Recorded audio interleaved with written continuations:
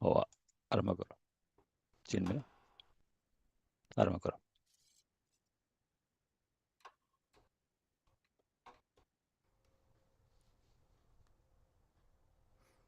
बंधुगण आम सांगे अच्छा आज चिन्मय पंडा सानोजेरू सी आज आमको किसी भजन गाई आमर आरंभ करवा आम ये आमर पाठचक्र। चिन्मय प्लीज। नमस्कार, जय जगन्नाथ। मते आज भजन गाइबार सुजोग देथिबारु मु समस्त धन्यवाद जनाऊँगी। मु आज दुईटी भजन गाइबी। प्रथम भजन टी जो जणाणटीए जोटा कि बहुत समस्ते जानिछन्ति, जगन्नाथ हो किछि मागु नाई तोते।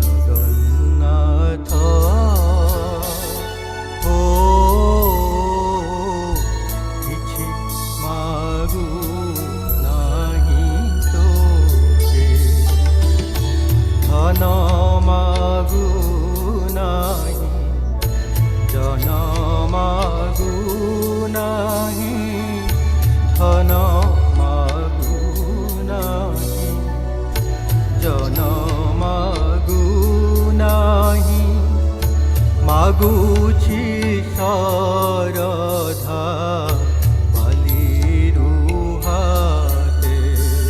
हो जगन्नाथ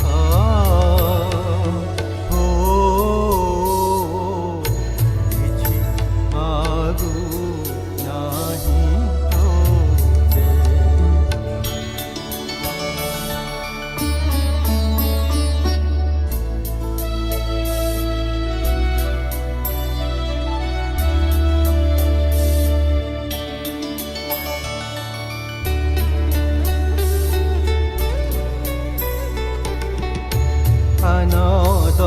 दर्शना न लोडे नयन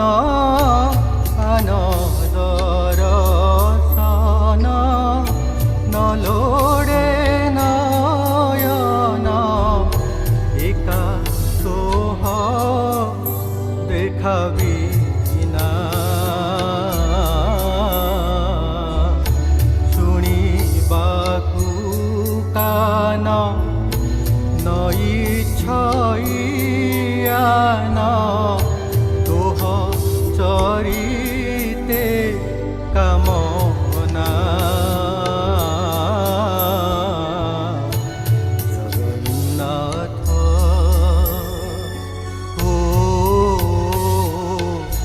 किछि मागु नाही तोते हो जगन्नाथ।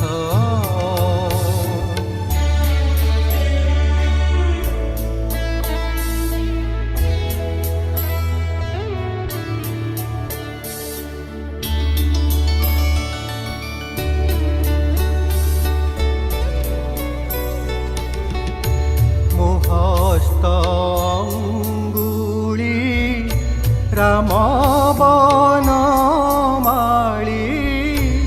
मोहस्त अंगुली राम बनमाली हरे कृष्ण जपुथाऊ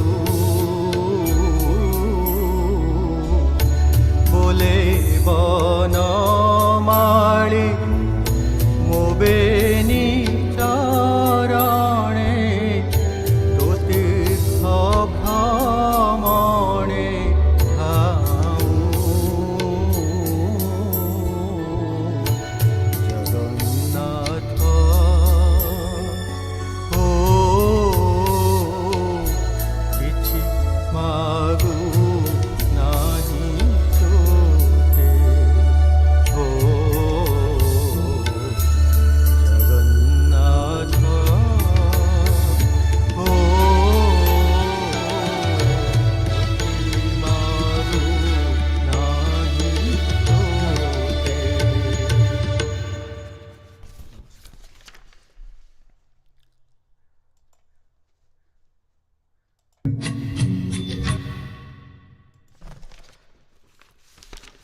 मोर द्वितीय भजनटी ढाली दियो सारा धरणी राज।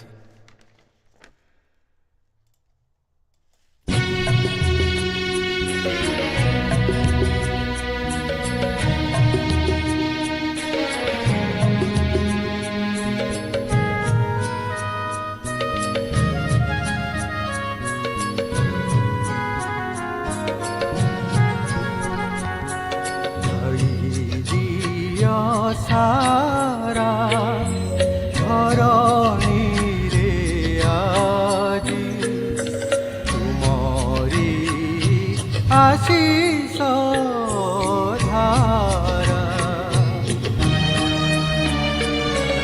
अंधार मने कंटक बने दियो आलो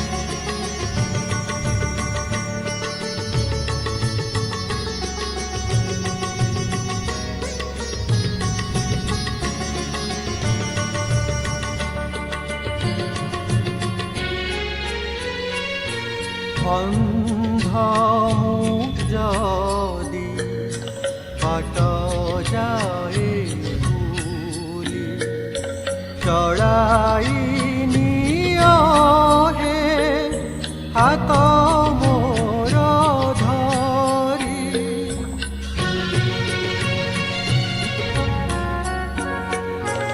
আজি धरा अवसाद घेरे तुमरी मूर्छना खेलु मो अंतरे अहरह तुमे पासे पासे रह तुमे मो दिगर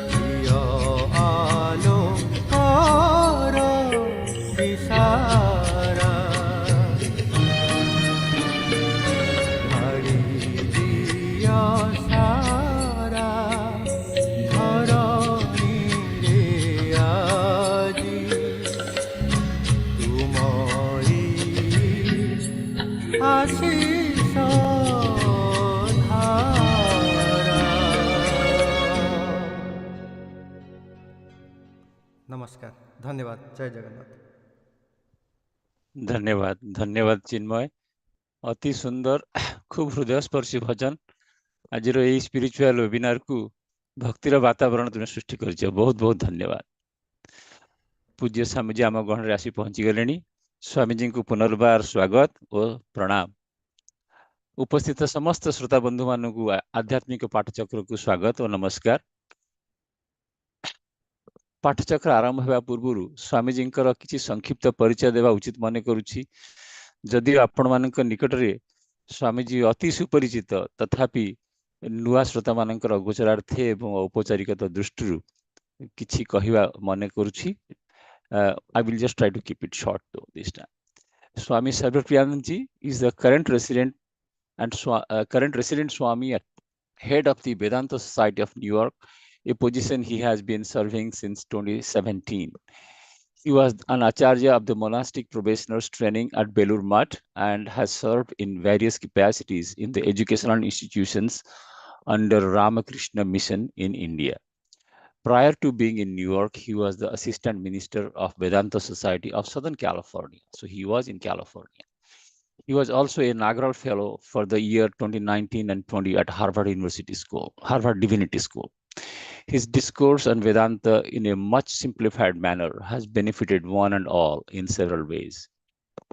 And especially for those of you who are new to our webinar series, I take this opportunity to convey our gratefulness to Swamiji for getting this program, this series of webinars started on January 8th last year, 2022, with his very first discourse titled, Who Am I? An Introduction to Advaita Vedanta. Since then, we have come a long way, and to our good luck, Swamiji has delivered several discourses amidst us, OSA members, in the past 2 years. Today, we are going to listen to the lecture titled Interfaith Harmony, Vedantic Perspectives. However, before Swamiji begins his discourse, we want to let you know that there will be a Q&A session right after his talk, just like every other webinar. So you please hold your questions or type it in the chat. But I will ask my friend Gyanaranjan Das to give us the house rules and maybe put it on the chat also. Thank you so much, Gyana. Please. Jai Jagannath, Namaskar Swamiji, and Namaskar to all. This is just to make the webinar more smooth, we can listen to Swamiji's discourse, and in Sanskrit, all of it, like Sravan, Manan, and Niridasan, all three. But during the discourse, Sravan and Manan both can go together. And if you have any doubt, keep those questions, type into the chat window or some note you are keeping, and keep to the end of the discourse. So we can take those questions and doubts and get the clarification from Swamiji after the discourse. During the discourse, please try to keep your mic on mute, which is very helpful to everyone not to disturb. Sometimes we forget, so make sure your mic is on mute. And at the third one, which is, if you possible, when you are asking question, or if you can put your video, so we know people have a face. So it's up to, I know it's not some comfortable for some people, but if you can, make it sure you put your camera on. That's all, and I'll ask Swamiji to take it from here.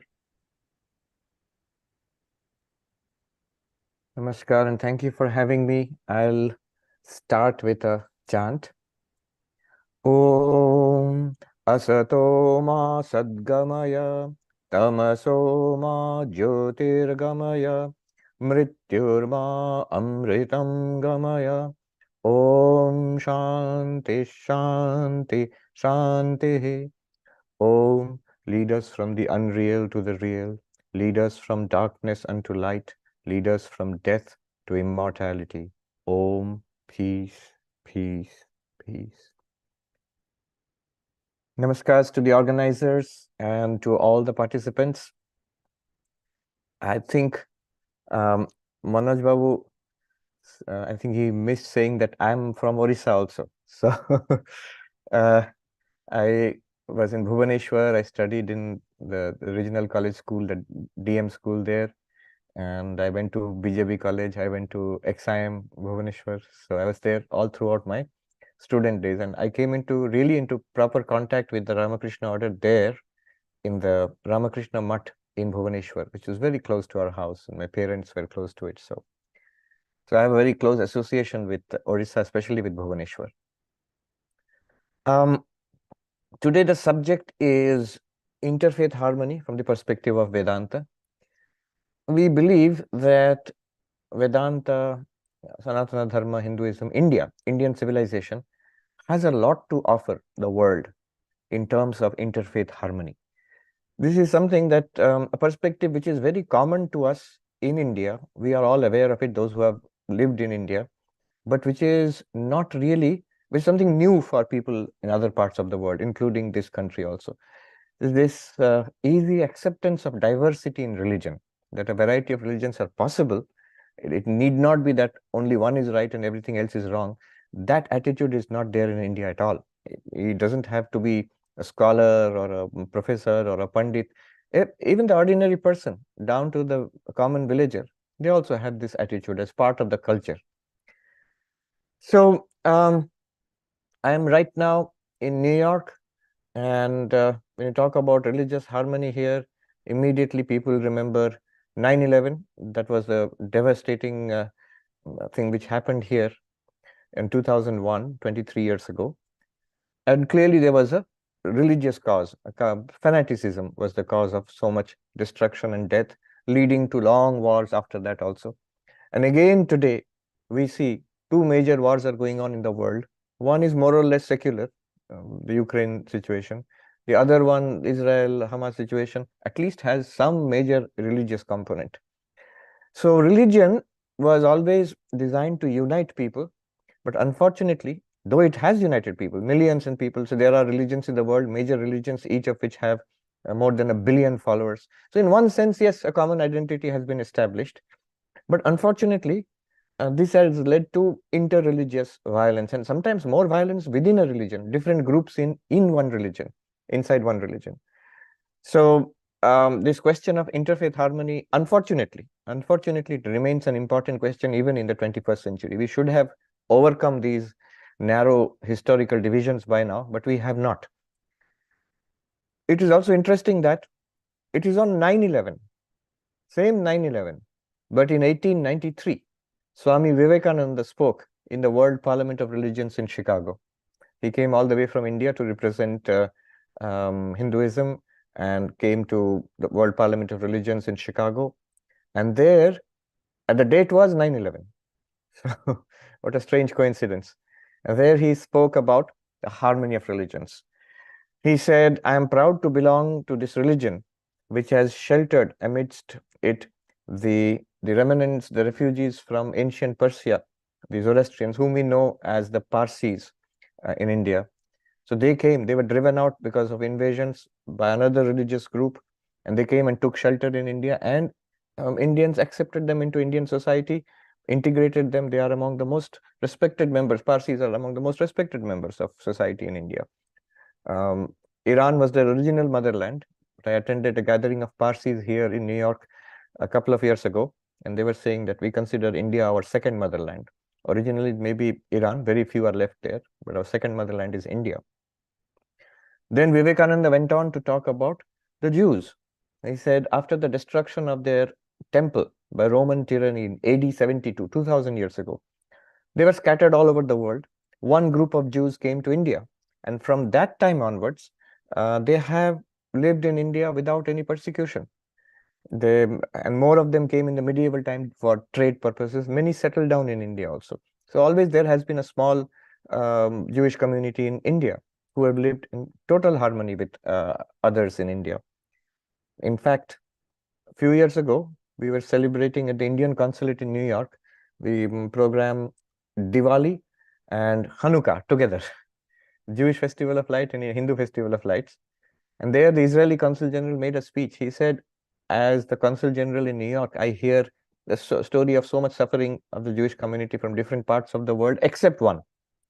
Those who come from India they say that they have never faced any kind of persecution. They were always accepted in Indian society and given freedom to practice their religion and maintain their culture and all of that. So this is an interesting feature of Indian civilization as a whole. We are going to talk about it from the perspective of Vedanta. The topic is interfaith harmony from the perspective of Vedanta, how it is possible and what we can learn about it, which can be of use in the modern world.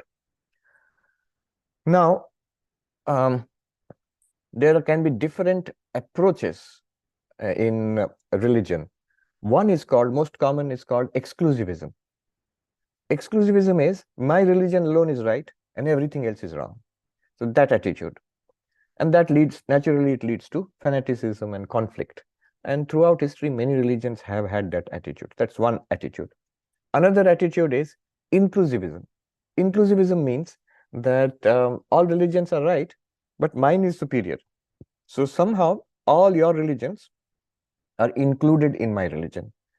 I may say, for example, from classical Advaita point of view, I can describe all other religions as not bad, they're good, but they are like stepping stone. Slowly you develop, and then when you are ready, you come to the highest, which is our Advaita Vedanta, and then you will realize that you are Brahman. So kind of inclusivism. I include them, but keep them at a lower hierarchy. The present doctrine of the Catholic Church in Rome is inclusivistic also. They don't say now that all other religions are false. They have made progress. They're saying other religions also have truth, but the final and complete truth is available only in Christianity, only in Catholic Christianity with them. So it is a kind of inclusivistic attitude. Better than exclusivism. Then the next one is called pluralism. Pluralism is that no hierarchy, all religions are true and they're valid, and they should be left alone to practice in their own way. Don't try to say that they are part of my religion or my religion is superior to others. And certainly you should not say that my religion is true and all others are false. Pluralism. So that is one more attitude. And there is a fourth attitude, a new one you will not find in textbooks, but nowadays some scholars are talking about it. It's called cosmopolitanism. And cosmopolitanism is a very interesting idea. It's like a big city like New York or London, where you find people from all over the world. And not only they're all coexisting in a pluralistic society, but also they're intermingling. We are eating each other's food, we are listening to each other's music, there's even intermarriage, and all of those things are there. So it is not, see, pluralism, all are there equally, but they're separate from each other. You do your own thing, I will do my own thing, and no interference. But cosmopolitanism is one step beyond that also. You are independent, you do your own thing, but I will learn from you, and I will enrich my culture by learning from you. And just like what happens in a big cosmopolitan city. So I believe the Hindu attitude, the Vedantic attitude, is actually a cosmopolitan attitude. We are happy to acknowledge the truth of other religions and also learn and encourage others to learn. Vivekananda was asked, why have you come to USA? What is your purpose? They thought he has come to convert people. He said, do I wish that a Hindu should become a Christian? God forbid. Do I wish Christian should become Buddhist? God forbid. What I want is that a Hindu should be a better Hindu, a Christian should be a better Christian, a Muslim should be a better Muslim, a Buddhist should be a better Buddhist. So this attitude, it is a very Vedantic attitude. All religions are true and they can all be practiced, and we should aim to be better rather than fighting with each other. So this is the background. Now, the question will be, how can all religions be true? Isn't it contradictory? Generally, people, especially here, said if one is true, others must be false. That is the attitude. Even among very learned people, among scholars, I find a resistance to this idea that all religions can be true. So no, that's a contradictory idea. How can they be true? So here, Sri Ramakrishna's teachings are very relevant. Now note that what Sri Ramakrishna taught, Vivekananda taught, is not in isolation. What he taught, it came from ancient times. The Rig Veda itself says, Ekam Sat Vipra Bahuda Vadanti. The truth is one. The wise speak of it differently. If you go to our temple downstairs, you will find it's written in big letters on the wall. The Rig Veda says the truth is one, but the wise speak of it differently. Similarly, in a Shiva Mahimna Stotra, it is there that Trai Sankhya Yoga Pashupati Matam Vaishnavamiti Pravinne Prasthane Paramidam Adapathyamiti cha Ruchinam Vaichitryat Rijukutila Nana Pathajusham Nrinam Eko Gamya Tvamasi Payasam Arnavaiva. O Lord, the three Vedas, the Sankhya philosophy, Yoga philosophy, Vaishnava philosophy, Pashupata philosophy, all of them are going towards you, like different rivers wending their way towards the same ocean in different ways, straight or winding ways, they all reach the same ocean. Similarly, people in all different paths will reach you, my Lord. And that Lord is left unspecified. Shiva Mahimna, you think it is Shiva, but he has already included Pashupata among one of the many paths. So this idea has always been there. We know in our own Jagannath culture in Puri, in Sri Kshetra, how many, if you study the history, even now there's a nice website. If you study the history and the culture of Puri Dham, you will find throughout history, from the Vedic times, it has been there. And there are references to Daru Brahma back in the Vedic times, the wooden form of Brahman. And there have been Buddhistic influences. There have been, I think, Jain influence also, I'm not too sure, but Buddhistic influence definitely. And then there has been, of course, Shaiva influence, Vaishnava influence, Shakta influence. Then the great philosophers, Shankara came there, Ramanuja's influence is there. So all of these, very syncretic, it harmonizes. And it has just, the culture of Puri Kshetra has just become richer and richer and richer. Sometimes these acharyas came in order to co-opt that Puri Kshetra should be part of our movement, a Vaishnava movement or Shaiva movement or Advaita movement. But what happened was they were co-opted. They became part of the Jagannath movement. So this is very typical of Indian culture. And it's really a big solution to the problem in the world today. How does it work? So in the remaining part of my talk, I will analyze how this works for Indians, for us. In fact, we're not talking about theoretical things. Professors and scholars may think these are ideas to be discussed, but I always tell them, we as Indians, we have been living this idea. It's very easily acceptable to us Indians. So what are these ideas? So Sri Ramakrishna, first, he said, the ultimate reality is infinite. Ananta is infinite. To illustrate that, he gave some very cute parables, stories. Even after lecture, we may not remember the points of the lecture, but we'll certainly remember the stories. So one story is of the ant and sugar. So one ant went in search of sugar and found a mountain of sugar. And it was delighted. So it went up to the mountain of sugar with great difficulty, took out one grain of sugar and began to drag it back to its hole and looked back at the mountain and said, I'll come back and take everything. Of course, we know the ant cannot take everything. It's impossible. And need not take everything. That little grain of sugar is enough to fill its little stomach. Similarly, the infinite reality of Brahman, of the ultimate reality, has many aspects, limitless aspects. If you realize any one of them, it's enough to give you moksha, liberation, ananda, fulfillment. We cannot grasp the ultimate reality in all its aspects, nor do we need to. Only we need to know that it is infinite, so that we will not be fanatical. This is the first point he said, that it has many, many aspects. And the sugar and the ant story. Another story he told was, this infinite reality is also beyond our language and our thought. However we try to express it in whatever language, it still will be limited. So he gave an example. And this example works only for Indians. People here will not understand. Concept of oita. So he said, everything has been defiled by the tongue. Except Brahman. Now he's playing on words. Tongue, jiva, it has two purposes. One is to speak and one is to taste.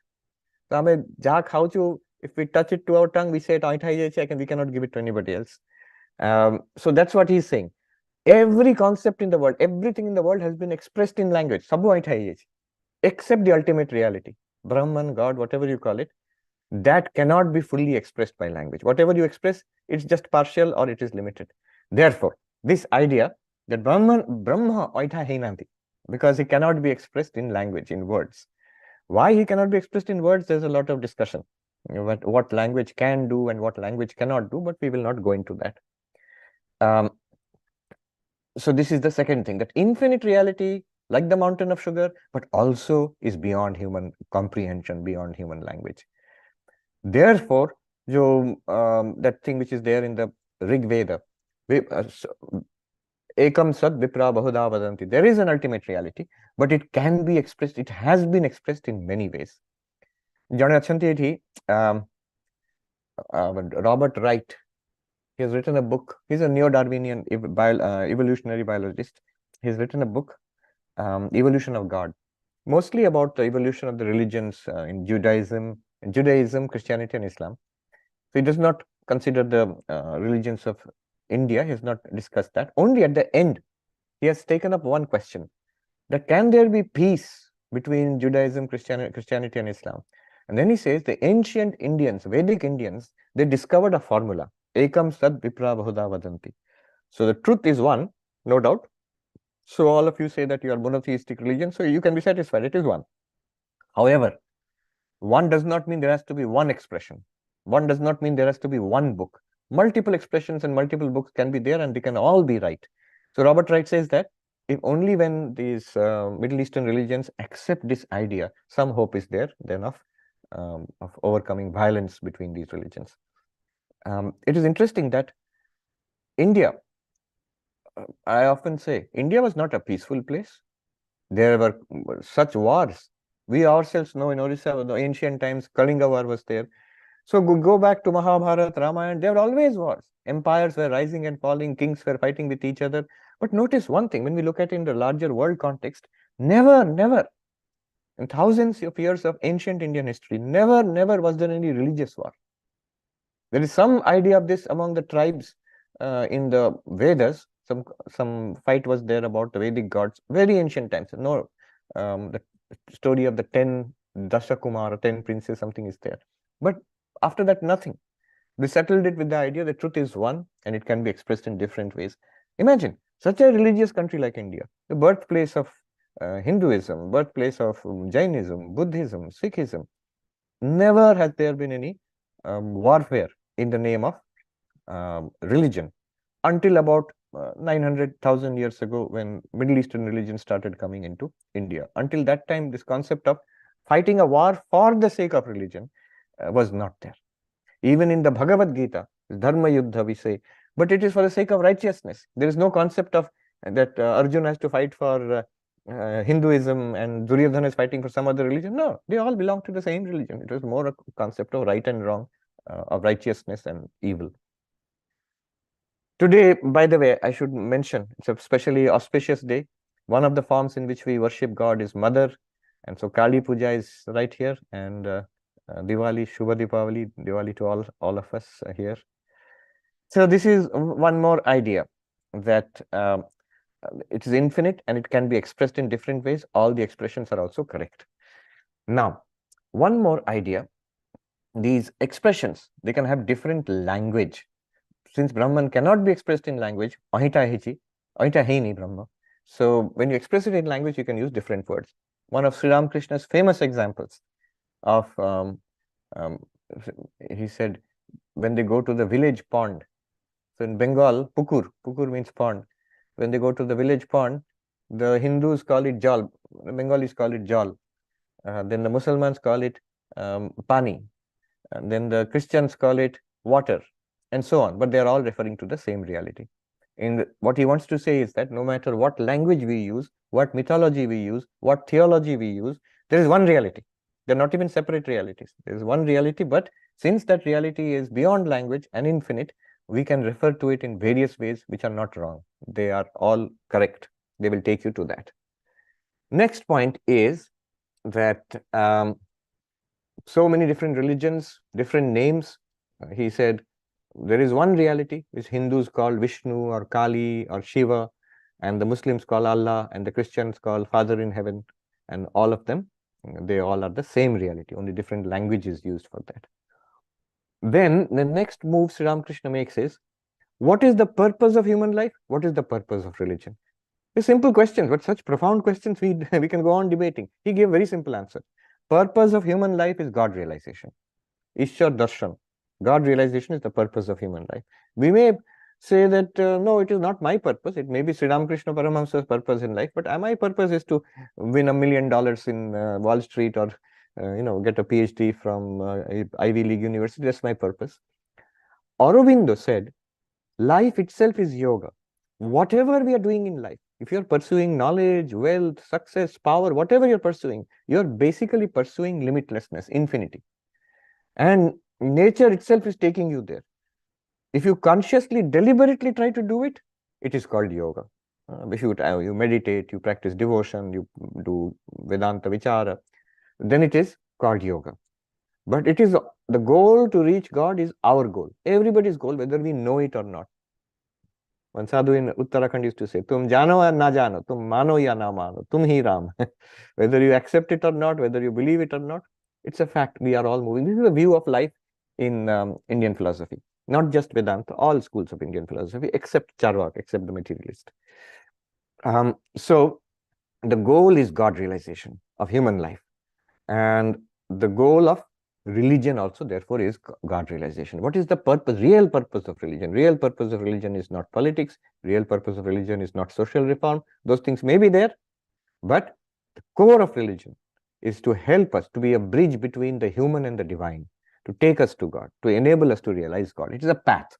So this is where Sri Ramakrishna introduces his famous, that saying, "Jato mat tato path." As many religions, so many paths. Now, immediately you see the effect on the quarrel between religions. If you're talking about truth and falsity, there will be a quarrel. My religion is true, yours is false. But you're talking paths to the same reality, then there need not be a quarrel. As long as the path gets me to that reality, path is correct. Your path may be different, but as long as it gets you to that reality, it is correct. And how do you know that all the world religions are correct? You would just look, and to me it seems, Ramakrishna did not say that, but to me it seems that if you look at the religions of the world in every tradition, in Hindus, in Buddhists, in Jains, Sikhs, among Zoroastrians, Jews, Muslims, Christians, Taoists, everywhere you will find holy people, people who are highly evolved, of great character and holiness. That means by practicing those things, one can become very spiritual. So that is the proof. So he says paths, and he gives an anecdote there. You can go to the roof of the house. He means Ramakrishna. You can go to the roof of the house. This was before elevators, before lift. So you can go to the roof of the house through the stone or staircase. You can take the wooden staircase. You can take the bamboo ladder. You can take a bamboo pole also, or a rope, and climb to the roof of the house. But in all these different ways, you will reach the same place. Another time, we know that he was a pujari of Ma Kali in Dakshineshwar temple. So many people came from Calcutta to meet him. So one time he's saying, "Look, all of you came here. Some came over the Ganga bridge. Some came by boat. Some came by horse carriage. Some of you walked here. In the end, all of you got here." Similarly, he said, if you are sincere, the Hindu will realize God. Brahmo, at that time, Brahmo Samaj was a reform movement. So Brahmos will realize God. The Musalman will realize God. And the Christian also will realize God. All that is needed is sincerely wanting that realization. So this was his central idea of many paths to the same reality. Jato mat tato path. Then one more thing, where he seems to reverse this. So goal of human life, he gave a nice example. Mango orchard. He said, if you have come to the mango orchard, you have come to eat mango. So first of all, eat mango and be happy. Why are you spending time counting the leaves and the branches?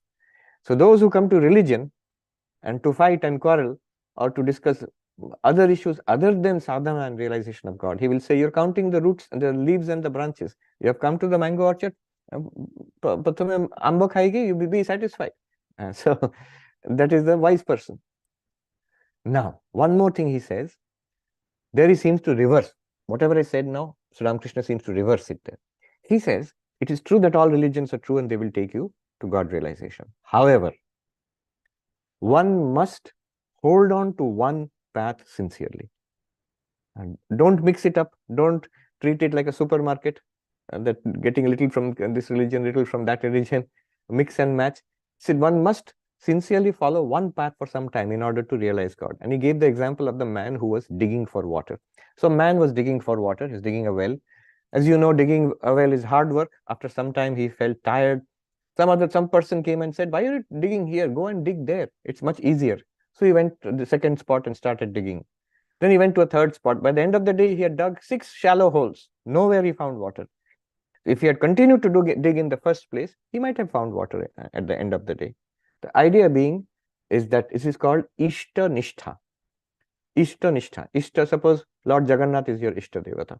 You will know that Brahman is limitless in all forms. When today Ma Kali is worshipped in Kali Puja today, you will worship, bow down, knowing that your own Lord Jagannath is present in the form, that form. But your Nishtha is towards Jagannath.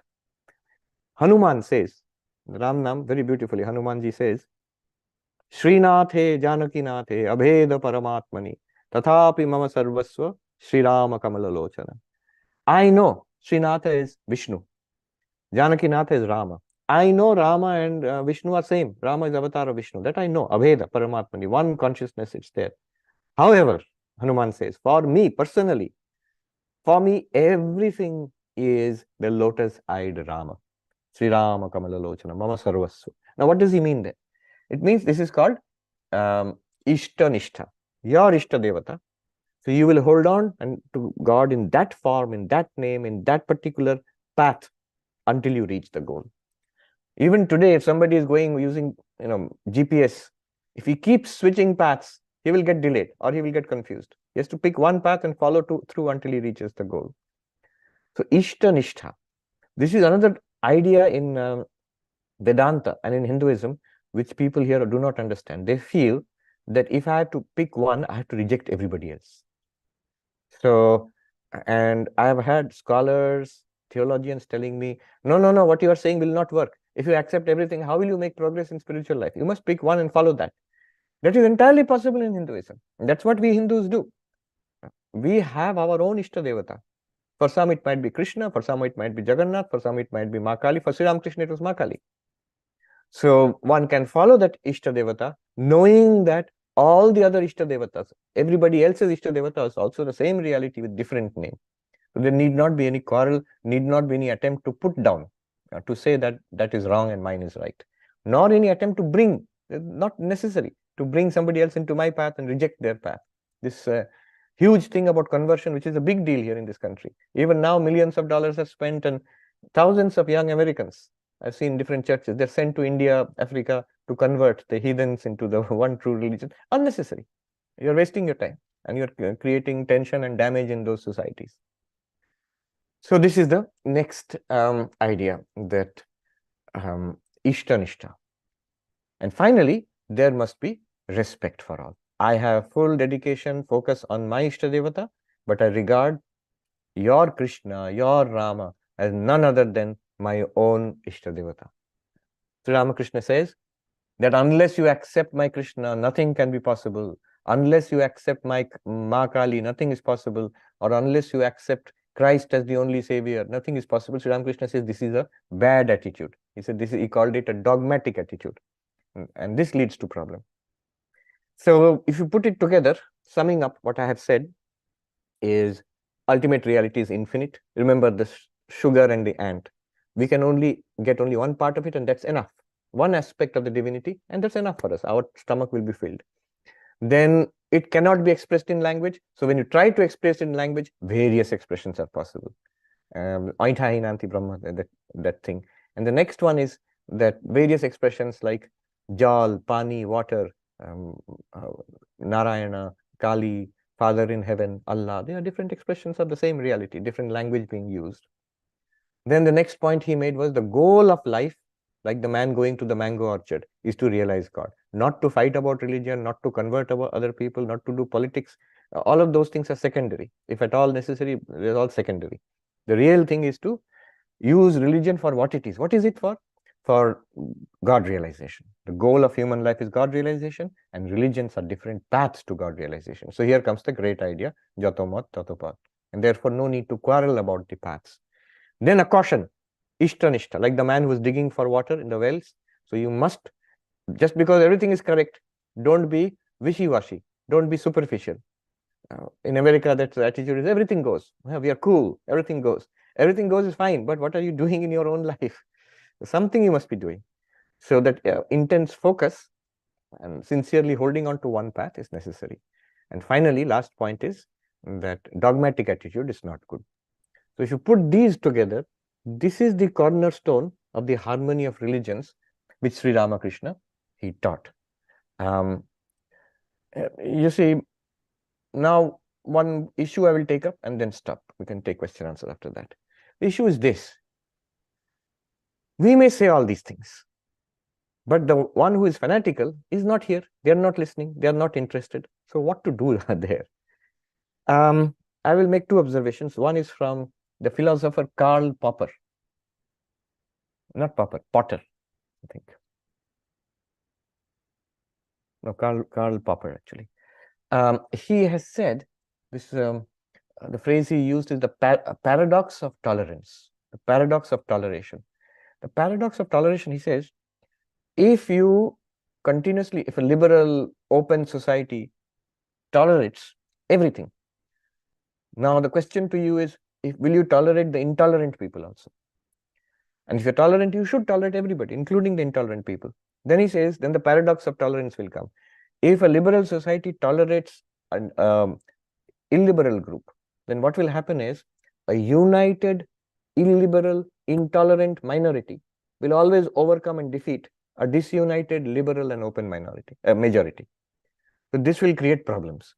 And then what will happen? Next stage, intolerance will spread across the society. Because you tried to practice tolerance, the result will be, after a few years, people will start becoming intolerant. Even those who were tolerant earlier, they will react to the intolerant views and actions of a minority, and then they will become intolerant themselves. So paradox of tolerance is, by like blindly practicing tolerance, you may end up increasing intolerance, general level of intolerance in the society. So what should be done? He says that you should persuade the intolerant through reason. And then he says, it is also true that the intolerant minority will never listen to your reason. They will not come to your talks. They will not read your books. They will not allow their children or members of their community to come and participate in such things. So what do you do then? And there, according to Karl Potter, that one must ultimately use force to maintain law and order in society. So that's his conclusion. The only solution for this, ultimately we come back to force again. Now, I am not entirely on board with this, because once you start using force, there is no limit to it. We are seeing this in the world today. Where do you stop? Where do you stop? One more observation I want to make. So I really cannot give any solution to this problem. It is a problem, but what solution? The problem is tolerance of intolerance. How much? Or not at all? Or total? What is the right thing to do? And the second observation, last observation, which I want to make is, this idea which we are talking about, this is progressing in society. This idea is winning in society. Somebody asked me, you are saying these things, but will in the intolerant communities, will they accept what you're saying? Then I said, notice that when Swami Vivekananda came, and 100 years later, what is the situation? When Swami Vivekananda came, one of the main ideas, openly, one of the main ideas of Parliament of World Religions was to prove the superiority of Christianity over all the other religions. Now, 100 years later, nobody will openly say such a thing. You will be seen as politically incorrect, you will be seen as uneducated, you will be seen as illiberal. So the general trend of at least educated people, at least thinking people, over last 100 years has changed. 1893, World Parliament in Chicago, when all the leaders of different religions were asked to join, Archbishop of Canterbury, Anglican Church, he said, no, I will not go or send any representative. I cannot sit on the same platform with representative of other religions. How can the one true religion sit with false religions? So that was the attitude in those days. See, 100 years later, they're quite liberal, Anglican Church. And not only Anglican Church, many religious organizations across the world have over time become more and more liberal. Not all, but many. And even those who are illiberal still, openly they will not say. They may say to their own group, but in the world platform, they will generally not spread hateful messages or illiberal messages. Generally, I mean, there are always exceptions. So these are the observations I wanted to make. Let me see. Should I take up the question answers? Chat. Yes, we can, Swamiji. Okay, but I don't see any questions here. If anybody wants to ask any question, we Sometimes can. people will just raise hand and ask questions. Swamiji, what God do you worship? Yes. Malay Babu is asking, what God do you worship? So we all worship, Malay Babu, we all worship the same God. You, I, anybody who worships God, worships the same God. Reality is one. Sri Ramakrishna is saying you are worshipping in a different name, different form, different mythology, different philosophy, different culture, but the reality is the same goal. So in our form, which is very open and liberal, so especially we regard Sri Ramakrishna, Ramakrishna Mission, we regard Sri Ramakrishna as an avatar. And because of the openness of this approach, in our ashram, if you go to India especially, you will find Kali is worshipped, Durga Puja will be there, and then Janmashtami is there, Ram Navami is there, Shivaratri is there, all worship with full rituals. Then Kali Puja, Durga Puja, Lakshmi Puja, all of those are there, and worship of Jesus Christ on Christmas, and worship of Bhagavan Buddha on Buddha Purnima. So like this. Let me take it from here, Swamiji. Thanks for such a eloquent speech first thing in the morning.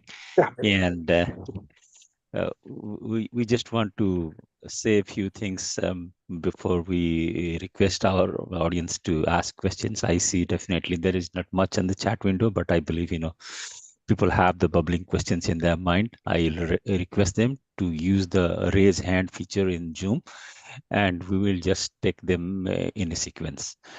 Thank you. And one second, I will let people come to ask their questions. But before you ask the questions, let me just try to summarize just a few salient points from Swamiji's talk today, which could be a take-home message for all of you, for all of us actually. And the real cute example of the ant and a mountain of sugar is a story worth pondering over. And how, if a lot of people say, how is Brahman infinite? And Swamiji has given a beautiful example that's a really cute and really impactful example. The ant and the mountain of sugar. Brahma Inahanti concept is totally novel. And I really thank Swamiji for creating that thing. You can't express Brahman in any language, anirbachaniya jo kuha jaye. So Brahma Inahanti, beautiful concept, Swamiji. And the next point is a pair, which is purpose of human life and purpose of religion. Purpose of human life, as Swamiji says, is God realization.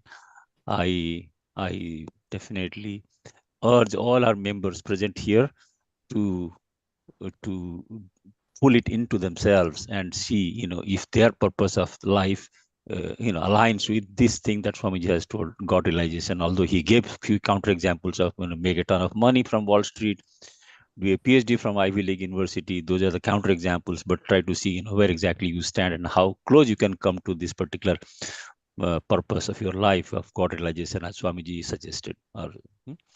The next is purpose of religion, not politics, not social reform. He gave all the things which religion is not, but the only purpose of religion is to enable us for God realization, to enable us to realize God. So that is so beautiful told. This is a twin, purpose of human life and purpose of religion. And last but not the least, he threw some light about paradox of toleration, the concept from Karl Popper, and which is about interaction between two groups of people typically seen in the society, tolerant and intolerant. We have seen this tolerant versus intolerant arguments in India long back. So with this background from Swamiji's talk today, I will open the floor to questions. And the first raised hand I see is Archana and Anirudh. Will you please ask your question, Archana, Anirudh?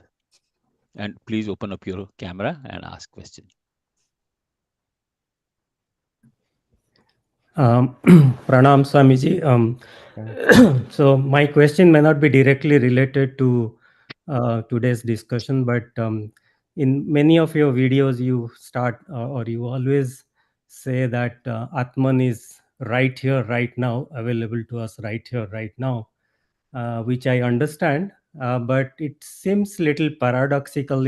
Because when one hears that, it appears as if oh, it's right here and I can just access it right here, which is not, as we all know, or many of us know, it's not that easy, right? So in that context, I feel, again, my personal view, I'm not a I've just started listening to Vedanta very recently. It's more, I think it's biased. Access to Atman or enlightenment is biased towards people who are already monks or in that path, and not biased against people like us who are the general, grihast kind of people. So I wanted to ask you, is this view correct? Or because if you look at, people who are known to be enlightened, most of them are monks or rishis, or very few, like Nirvaya Datta, Nisarga Datta, and few others are, people, grahast people like us. So I would like to get your view on this. It's actually biased towards people like you who have taken monk or rishi path. That's a good question. Often you will find in religions which have monasticism. So Buddhism is highly monastic, Jainism is highly monastic. Of course, Mahayana Buddhism, there is a balance between monks and householders. Christianity, Catholic Christianity is monastic, but not Protestant Christianity. Judaism does not have generally a monastic component. Islam does not generally have monastic component. Sikhism generally does not have a monastic component. So there are different kinds of religions. Some religions have specialized group of practitioners, who are monks, who do not get involved in householder life, or they have already gone through householder life and then come out of it, like that. Now, is it true that it's easier to realize God if you're a monk? Only under certain conditions. Only if a person tries really hard. And monastic life is designed to clear your life of all other preoccupations so that one can try if one really wants. Is it inevitable? Not at all. I remember once in my childhood, I'd gone to Bhubaneswar Ramakrishna Matha, and I was a little kid at that time. One Brahmachari Maharaj was cleaning the temple, and I was too shy to talk to the sannyasis, but the young Brahmachari, so I went to him and said, "You are very lucky that you have become a monk." Even as a kid, I wanted to become a monk, so I said, "You are very lucky that you have become a monk." And he corrected me. I still remember, after so many years, 40 years have passed, he corrected me saying, "No, the one who gets God is lucky. It's not that one who becomes a monk is lucky." And remember, you said about rishis, most of the rishis were married. Our Upanishadic Vedic rishis, most were married. If you look at Bhagavad Gita, instruction is from Krishna to Arjuna. Krishna is a householder, Arjuna is a householder. And after Bhagavad Gita also, Krishna remains householder, Arjuna remains householder. So God realization, and logically also, if it is our own Atman, if it is our own self, why should it matter so much whether you're putting orange dress or some other dress? Yeah. So answer to your question is both yes and no. Yes, because some advantages are there in monastic life. No, because the goal is God realization, not to become a monk. Thank you, Swamiji. Thank you. I will take the next question from Mr. Jogesh Panda, who is waiting. Jogesh, you may ask a question, please. Pranam Swamiji. Great discourse, very enlightening. I just want to comment on your Karl Popper, or I don't know his last name. I couldn't catch it very well, but his, the analogy that you gave or what he had to say, isn't that also the way in Bhagavad Gita we have also said, vinasha, paritranaya sadhunam vinashaya tadaskritam. Finally, I mean, what do you do? I mean, you have to, I think force may be the resort to use, as long as it is used for proper purpose and regulated properly. Correct. I agree with you. And the name, I just Googled it. His name is Karl Popper. Karl Popper. Oh, okay. He was a philosopher. So he said that the seemingly self-contradictory idea, in order to maintain a tolerant society, the society must retain the right to be intolerant of intolerance. So yes. And the other thing I just wanted to get your opinion on is it possible that the others are intolerant because, for example, in Christianity, I can't quote, but I can paraphrase, that you can come to heaven only through Jesus. Only. So people kind of hang on to, who is Jesus? It is the bone and flesh Jesus, or is it the Atman Jesus? People hang on to these name and form, and they think that you can only come to go to heaven if you take refuge in Christianity. You can go to Allah. You can only go to get salvation through Allah. Make it short, Jogesh. Yeah. So my thinking is, in Bhagavad Gita, I think I think you mentioned it. Thou art that. For example, we say we don't even give a name to the God even, and then those Ishta names or other names we give for a convenience or for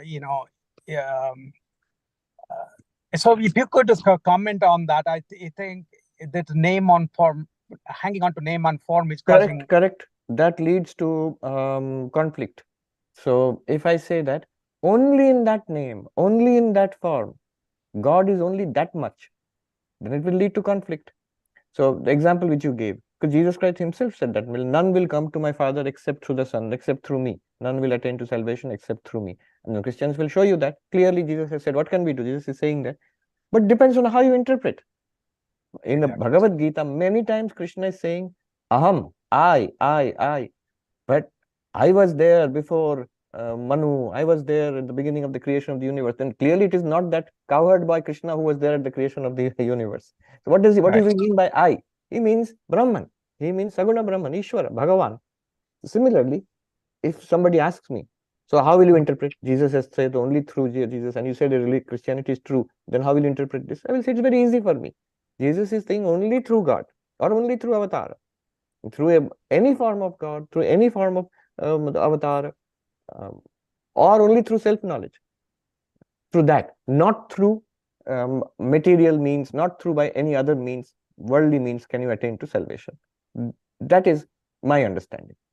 Right, and the only trouble is in Bible or in Quran, it's probably not as clearly defined who is that me. So yes, let us allow others to ask questions. We got the idea. We are discussing over and over again. It is not precisely determined, and that leads to a lot of narrowness actually. You're right. In Bhagavad Gita, whereas in Bhagavad Gita, Bhagavan Krishna says, Ahamatma Gudakesha. Always, he always defined that I am the self. Correct. Yeah. Okay. All right. So to all my future questioners in this forum, please keep your questions short and no further and further asking of questions, please, such that we all can come to all the other viewers waiting in the line. With that, I will take a very small question, Swamiji, out of the way. So our guest here, Devasri Pati, she says, which batch of DM school?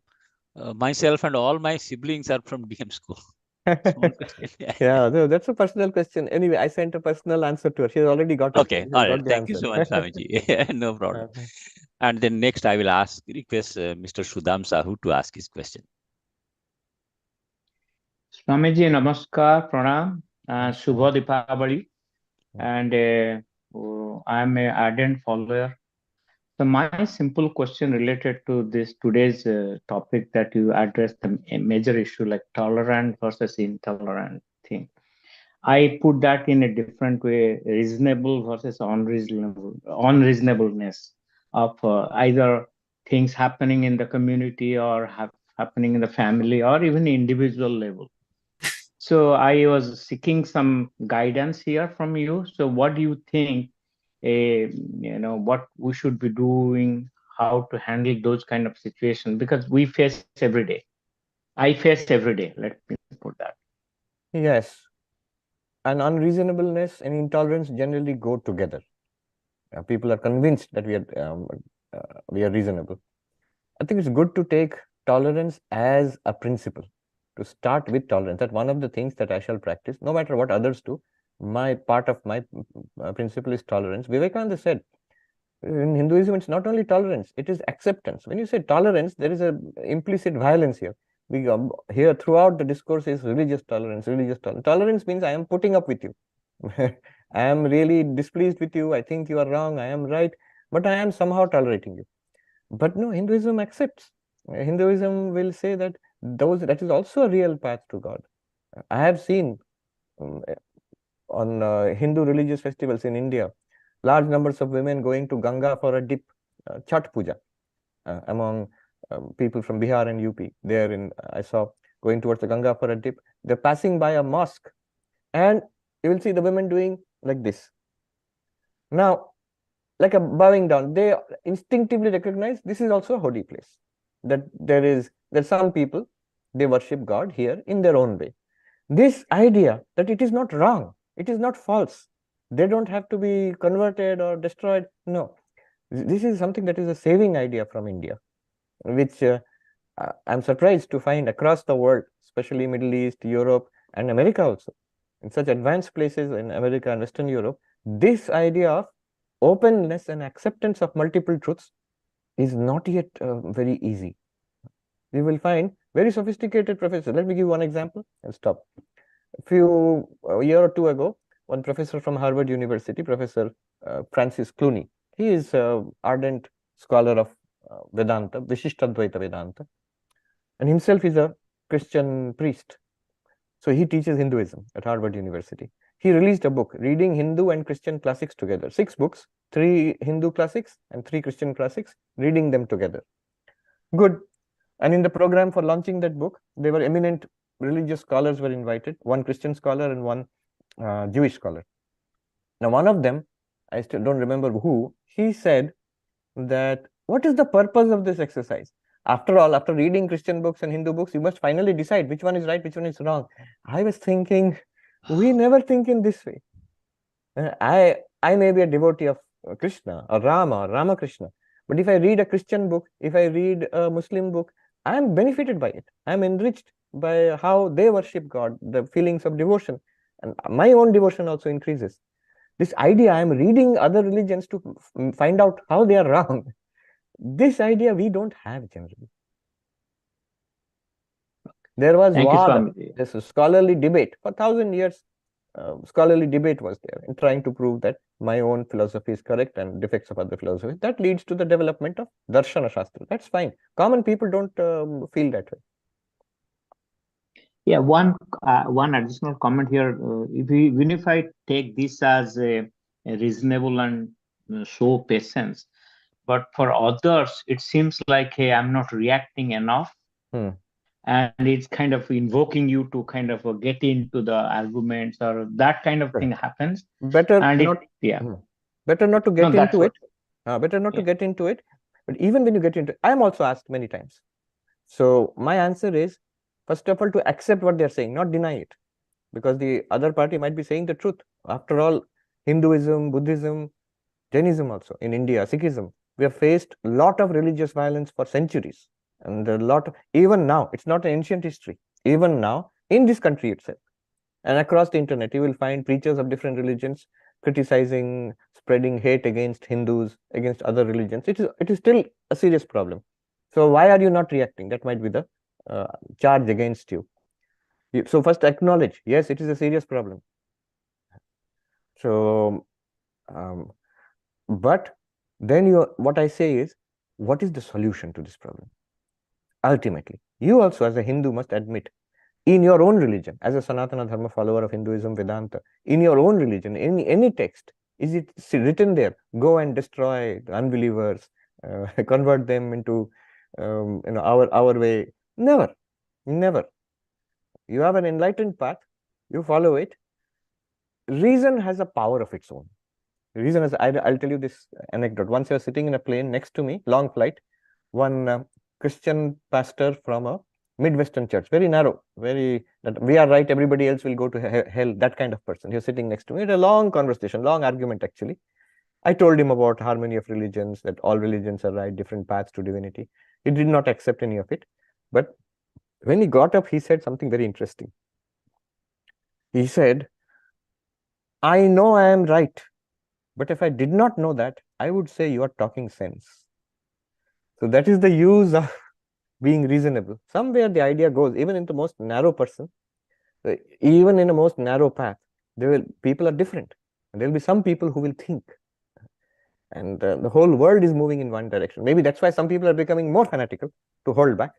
But the thing is, what can the world expect from you as a Hindu? Definitely, you must protest, you must protect your own heritage. We must protect our own heritage. We must. And tell the truth as it is. But always offer a hope. Is there a vision of religions where there is harmony between religions? There is peace between religions. War, you will never stop. There may be military reasons, maybe political reasons, ethnic reasons, economic reasons for war, but at least religious reasons should not be there. That is very sad that for religious reasons we're killing people. Thank you, Thank you, Swamiji. Jai Jagannath. Thank you, Swamiji. Thank you, Manoj. Probably sometimes all these wars, since Swamiji mentioned about the wars, it has been often seen that wars will happen probably for political reasons or economic reasons, but they will try to cover it up with religious reasons to get public support or something. But I do not want to go that path. We'll take the next question from the chat window, which is by Sia, and it's asked, how do you engage kids? We're talking about our children. This is very important.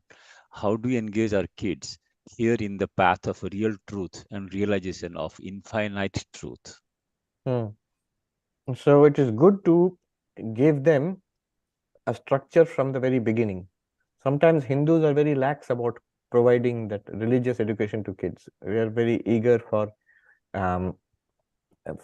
economic development, for getting a good education, a better job.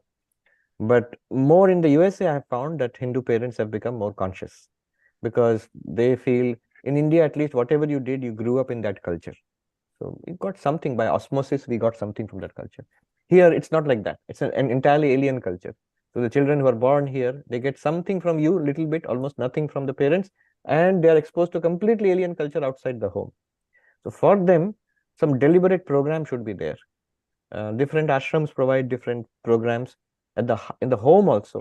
A little bit of playing bhajans on the music system, a little bit of morning, evening, little ritual, very small, 2 minutes ritual. And tell the children to do it. And as they grow older, 9 years, 10 years before becoming teenagers, give them the philosophical side of it, explanation. So that explanation, one best source is Swami Vivekananda's works. Sister Nivedita, when she introduces the complete works of Swami Vivekananda, she says, in the centuries to come, the Hindu woman who would teach her children her faith of her ancestors, the Hindu man who would verify his faith, they will turn to these pages. As Vivekananda, in a very vigorous, very positive, bold way, he restated the essentials of Hinduism. So that is one way. So a structure at home, if any ashram nearby is providing some kind of syllabus, some kind of program for kids on Saturday, Sunday, do that. Then 10 years onwards, definitely the discussions, because here reason is important, not just do this and do that. Children, you may force it, either the children will rebel or after they grow up, they will immediately run away from all that. Even if after all this, even if they turn away from any kind of spirituality or religion, don't worry. You have done your duty. You have put the seeds in there, let them mature 10, 20, 30 years later, then they will turn back. I've seen some of the American kids who are growing up, Indian parents, but kids are born and growing up here. When they become interested in Hinduism, their interest is far more sincere and far more, I would say, open. We come from India with some prejudice, at least some kind of cultural baggage. They go straight to the essentials of the religion. They want to know philosophy, they want to know yoga, they want to know ethics.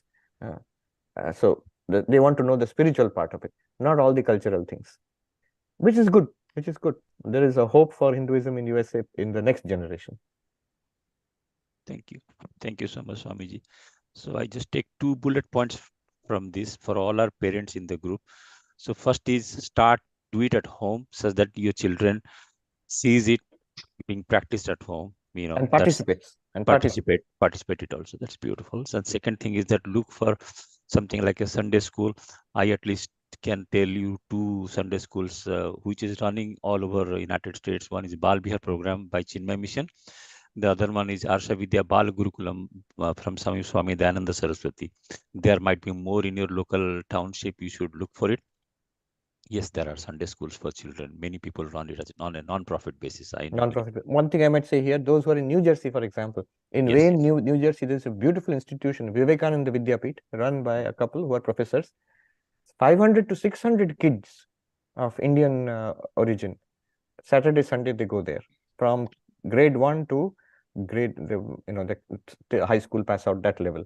So Saturday, Sunday programs, 600 kids, and they've been running it for 40 years. Very nice 40 institution. years. 40 years. Last 40 years they've been running. That's beautiful. Vivekananda Vidyapit, New Jersey. They have their own building, campus, everything. Very nice. Yeah, if you're in tri-state area, please take advantage of it. Thank you. All right. Next question, I will request Manjit Misra to ask his question himself. I don't want to read his question. Manjit. Swamiji, namaskar.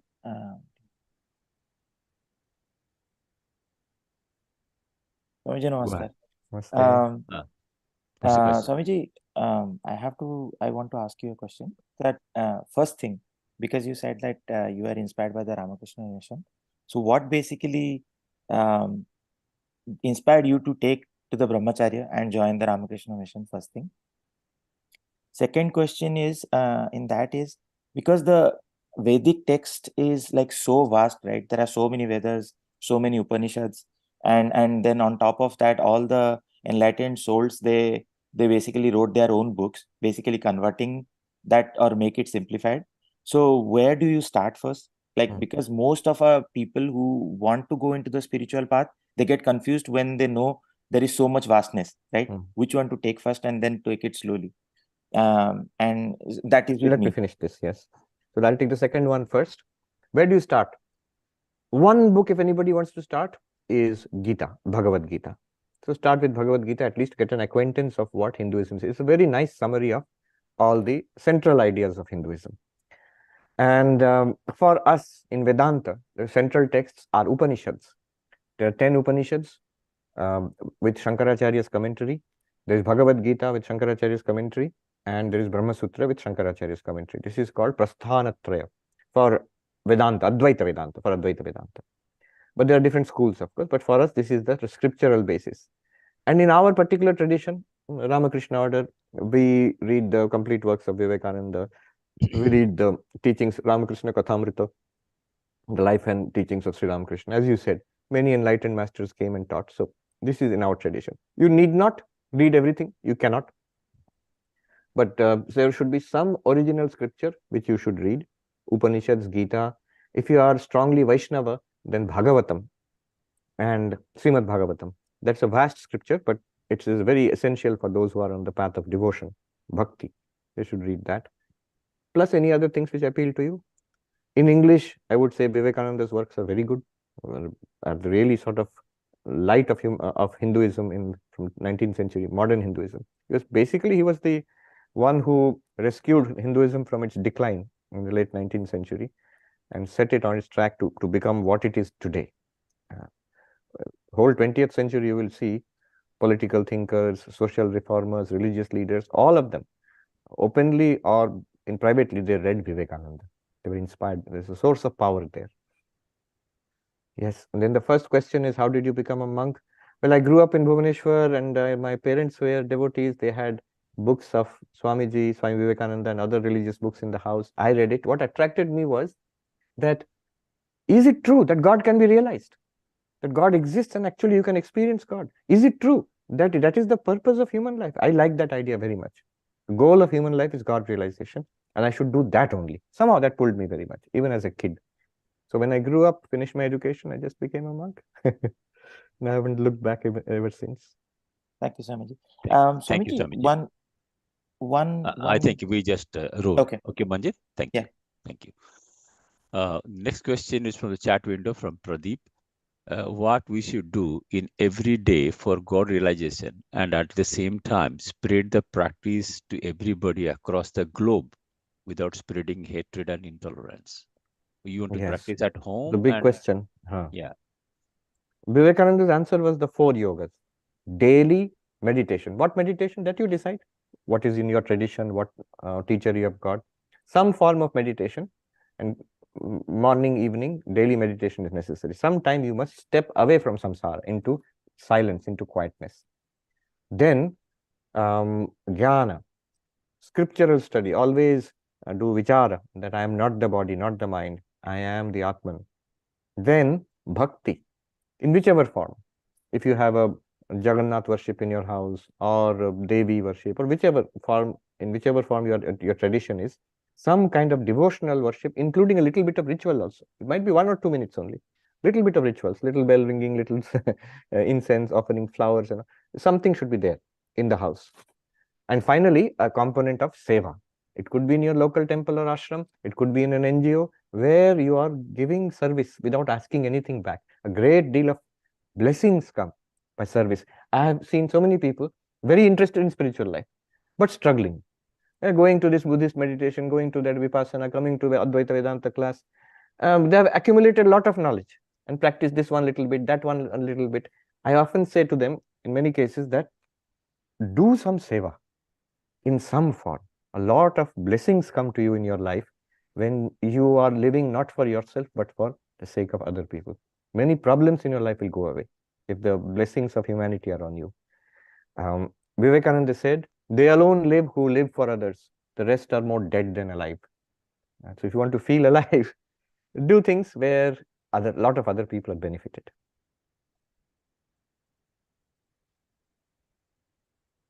So these are the 4 practices. You are muted, I think. Manoj Babu. Sorry, Swamiji. Thank you. So four things: dhyana, vichara, bhakti, seva. Four fundamentals. Thank you. Next, let me take a question with a raised hand. Smarana Das. Please ask your question. Make it short, please. Pranam Swamiji. Video anyway, so my question is in the context of the great discussion interfaith issue. So in somehow, if you can put some light, that somewhere it say that human value or human psychology is that everyone knows what is right and wrong when they do some action. So if that is true or that is wrong. That is a good question. I don't know from which angle you are coming, but there are 2 schools of philosophy. One ancient school, Buddhist school. What is the definition of right and wrong? What is the definition of truth? They will say artha kriya karitvam satyatvam. That is the criterion of truth in Buddhist philosophy. What does it mean? You do something, if it works out, you know it's right. If you do something and you get a contradictory result, you know it was wrong. So right and wrong, true or false, are decided by the result of action. Kemtia? The Buddhists say that suppose you go to drink water, you're feeling thirsty, and you touch the water, it feels wet, you drink it, your thirst goes away. Then you conclude it is really water, because it worked the way water was supposed to work. By action, you demonstrated its practical reality, practical efficacy, artha kriya karitva. It gave the result which was expected.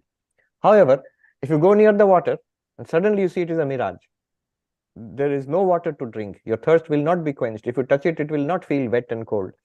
Then you realize the results are showing us it is not really water, it is false. How did you know what is true water and what is false water? By the results of your action. When you try to interact with that water, try to drink and touch that water, you will realize whether it's true or not.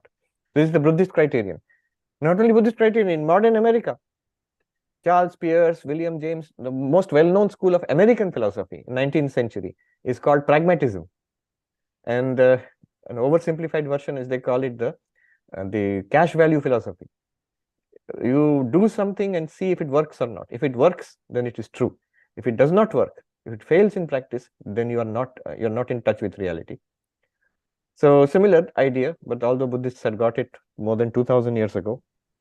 So this is it's a very deep idea. Truth and right and wrong, truth and falsity are found out in action. Action really teaches us, work teaches us. But I'll leave it at that. Vedantic idea is different. Vedantic idea is different. Vedantic idea, they will say that, so you went to the water and you drank it and it quenched your thirst, so you think it is true? Buddhist says, yes, it gave the result. But next moment, suppose you wake up and you realize, oh, that was a dream, it was a sapna. Then the water and the drinking and the quenching of thirst, everything was in sapna, in dream. So then you have to conclude that was a false water, not a real water, dream water. Then the Buddhist will say, then what is your criterion of truth? If action is not the criterion of truth, then what is your criterion of truth? So Vedantist will say, abhaditattvam satyatvam. That knowledge which cannot be cancelled is reality. See, whether it is water or not, it can be cancelled. Next moment I can wake up. So this particular world we are living in, it could be a matrix world, it could be a dream world. How do you know? Next moment you might have some knowledge that you realize it's false. Is there anything which cannot be cancelled in principle? Logically, it cannot be cancelled. So your own existence, I will not explain this. Advaita Vedanta says, aham asmi, I am. That cannot be cancelled. Even to cancel it, you must exist. That you are consciousness, that cannot be cancelled.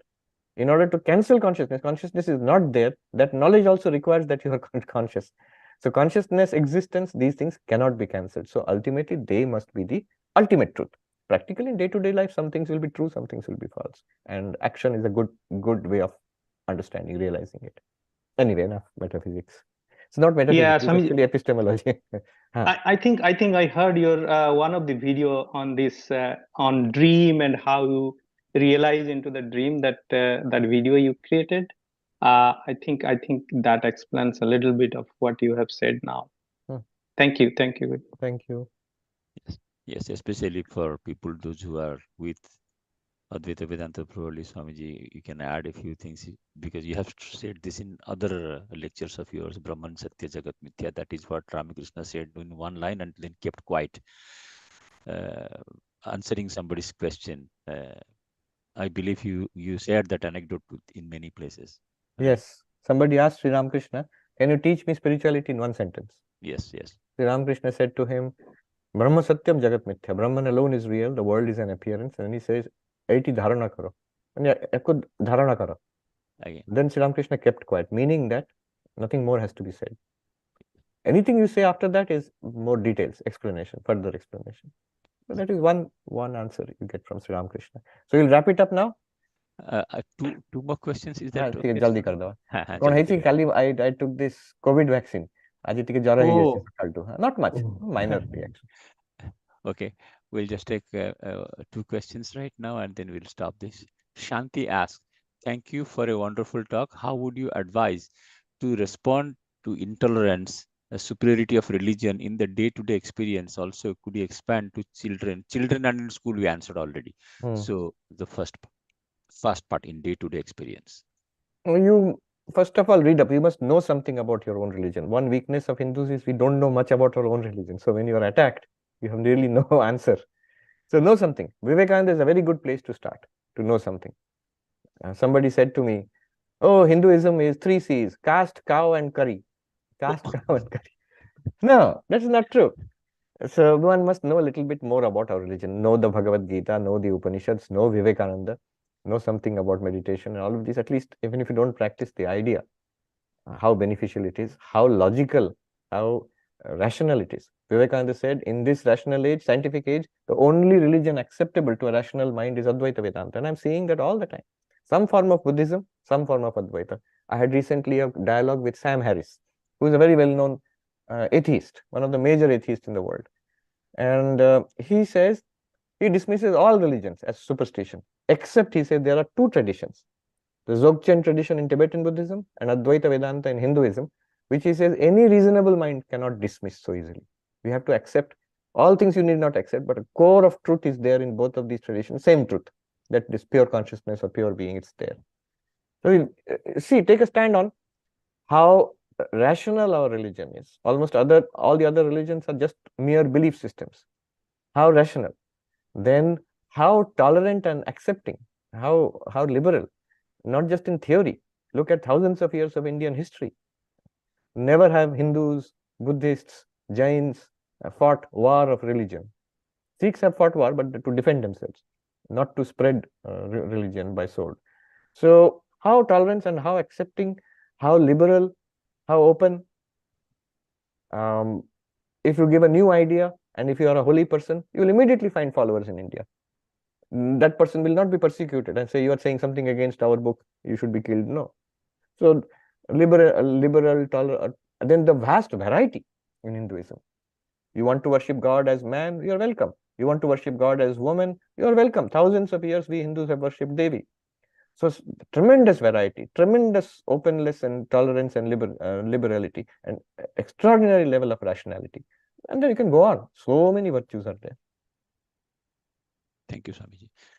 One last question from Shitesh. My question is, we listen to interfaith related discourses from Hindu spiritual leaders. Why not from other faith spiritual leader? They do. Do you think time has arisen to be intolerant for Hindus, or Kali Yuga is arriving? No, you as a Hindu, by your very nature of your religion, you are tolerant, you are accepting. So don't give up the core, one of the core advantages, specialities of your religion. Don't become intolerant because somebody else is intolerant.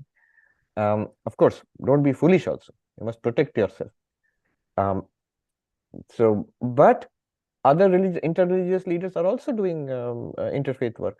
Tomorrow, here in Vedanta Society, one rabbi is coming from Jerusalem, from Israel, and he will talk about he's a rabbi, he's a Jewish teacher. He says, what attracted me to Hinduism? He will give that talk. And he has been doing interfaith work for so many years. Among the Christians, the Unitarian Church across USA, it's there, Canada, it's there. When Vivekananda came in 1893, one church which openly welcomed him was Unitarian Church. I have myself spoken in Unitarian Church many times. They are very liberal from the very beginning. From the very beginning, they accept not only Christianity, all religions are true. And in their church service, they'll be reading from Gita, from the Tao Te Ching, from Quran, from Dhammapada, and from Bible also. So they're very liberal. Only thing I noticed here in USA, that the liberal accepting form of religion does not get many followers. A few old people are sitting there only.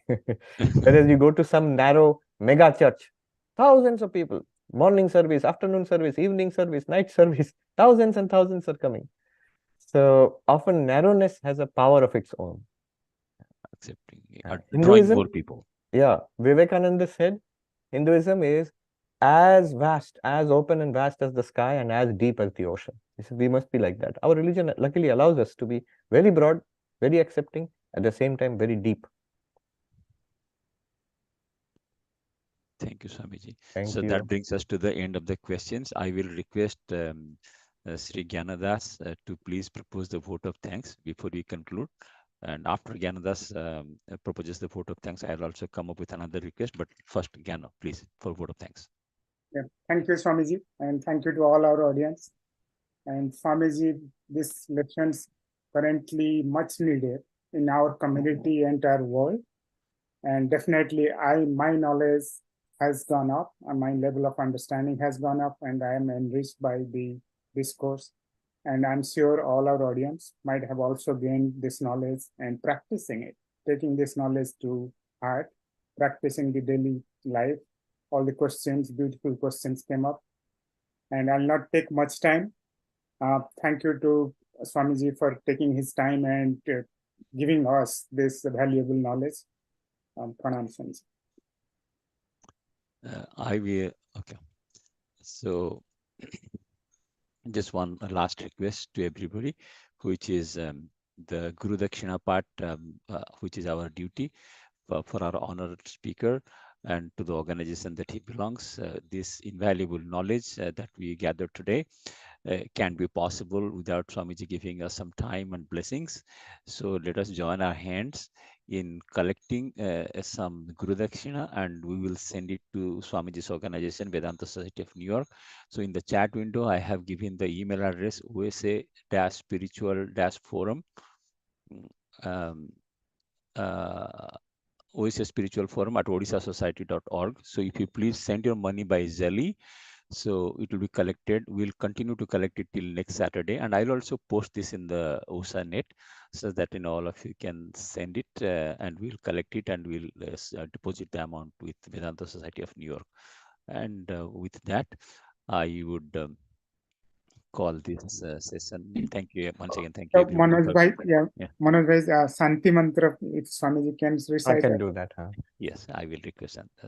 Om Shanti Shanti Shanti Hari Om Tat Sat Shri Ram Krishna Arpanamastu.